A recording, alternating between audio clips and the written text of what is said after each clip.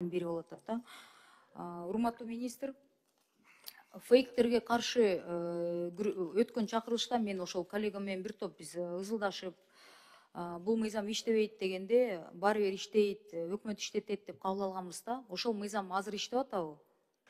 Мен мурдакы коллегамдын атынан аталып Бул калган мыйзам иштеп жатат. Көптөгөн ошол чечилбечү көйгөйлөрдү бул мыйзам менен чечип жатабыз. Фейктерге каршы, Фейктерге каршы, ошол жалган маалыматтарга каршы ал жерде даана жазылган. Биз көптөгөн ошол сайттар менен болобу, же ошол биздин небелер фейк боюнча биринчи ошол жазып чыгарган же туура эмес маалымат берген жакка арыз жазат. Арыз жазып, ал жактан албай кое турган болсо, бизге арыз келип түшсө, биз ал жакка кат жазабыз, ушул тактоо боюнча алып салуу, туура эмес маалыматты алып салуу. Эгерде албай, жок бул биздин позициябыз туура дей турган болсо, 2 айга токтотулат дагы, ошол иш сот аркылуу такталып, анан кийин жөнгө келет. мен 2 жума мурда менин мындай да, эми белгилүү мурдакы финполициянын жетекчисинин сөзүн сизден тактап алайынчы деп сурагым келип атат да.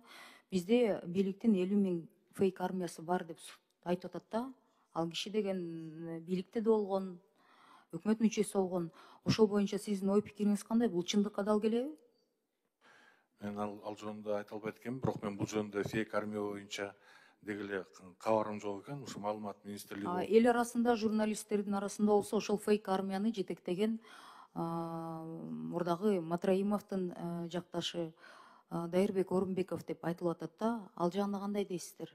Чынбы?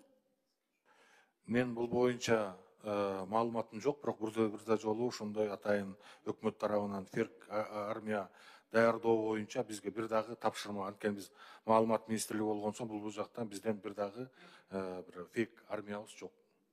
Урматтуу министр,